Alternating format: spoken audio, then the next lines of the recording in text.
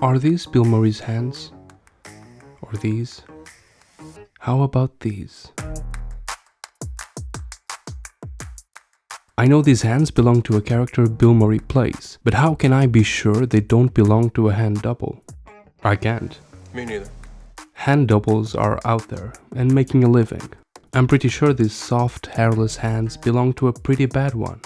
Most likely they shot the close-up with Murray, but then decided to add or change the line on the note, so they sent in a second crew to get the shot. I don't get it. Me neither. They're hands.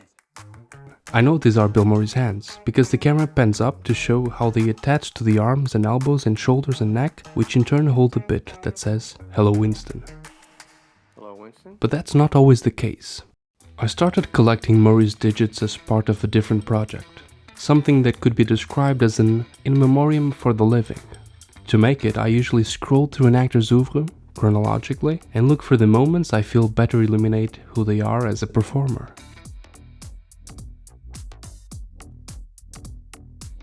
When I find a bit that I like, it goes on the timeline under a layer that more or less describes the category.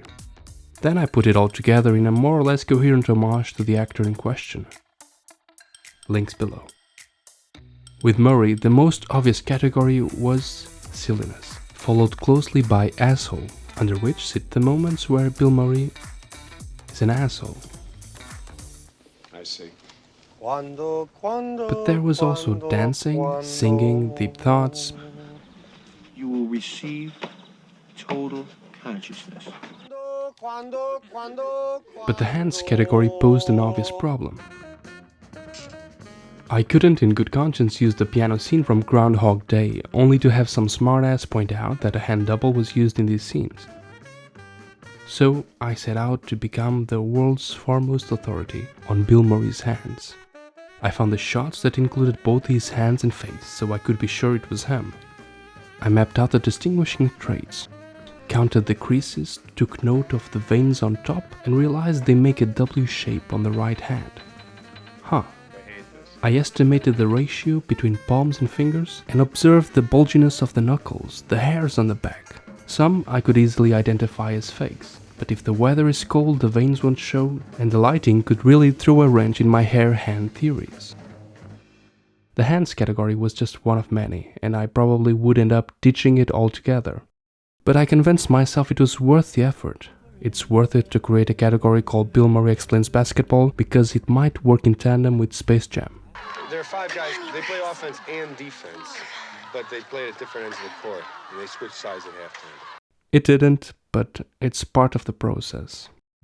I do not want to tell you to go fuck yourself, so I'm closing it, okay? Let's just leave it at that, please. Here's Angry Bill, Screaming Bill, one more for silliness, silly faces, sadness, extreme close-ups, pointing, sadness. I noticed early on, in Meatballs, Caddyshack, Stripes, and Ghostbusters, that I was filling up the silliness-related categories. Army training, sir! There were a lot of big movements, arms flailing around. Tonight, I think we could do this without serious physical or psychological damage. Eyes blinking and bouncing around like pinballs trying to escape Bill's noggin. Yeah, There was a lot he was doing with the tongue. sir. And the eyebrows, of course, carried some of the comedic burden. Really? It seems as if there's a puppeteer just out of the frame, tugging at his features with invisible strings, turning his whole body into an instrument for humor. Who was it? I'll get him. In Murray's earliest comedic roles, you'd often see him slipping into his SNL suit, going too big. It just doesn't matter! It just doesn't matter! I tell you, it just doesn't matter! But unlike most of the other wild and crazy guys from 80s comedies, it was clear a subtle performer was hidden somewhere beneath the theatrics. What are you, getting in a late night or something? Yeah. The further I ventured into his career, I found fewer and fewer entries in the silliness categories. Bill expanded his range. He played desperation like a fiddle in Scrooged. It's a good feeling. It's really better than I felt in a long time. In Groundhog Day, he was hilarious, of course. Yeah. But when his character turned dark, he brought a heavy listlessness to the man who died 1,000 deaths. By the time he started to collaborate with Wes Anderson, Murray's persona seemed to have completely reversed. Instead of the clown hiding sadness with hijinks, he became a charming curmudgeon with a mysterious spark beneath all that ennui. Now there's some great hand acting. We had entered the phase of Sad Murray. Apart from a couple of face-contorting feats in Charlie's Angels, or minor turns in Coffee and Cigarettes, or Zombieland, Bill never got quite as silly as in the beginning. We'll give them the reality this time. A washed-up old man with no friends, no distribution deal, feeling sorry for himself. Everything had quieted down. Not really. Well, maybe not the hands, but I'm pretty sure the voice did. Raise your hand if that sounds fishy. The movement, the eyes, especially the eyes. Even as a young man, his lids weighed too heavy on his face, threatening to eventually close them shut, and they almost did. But decades before Sad Murray, the part where he hinted at this evolution was Larry Darrell in Razor's Edge. He's perfectly cast as a man that turns everything into a joke.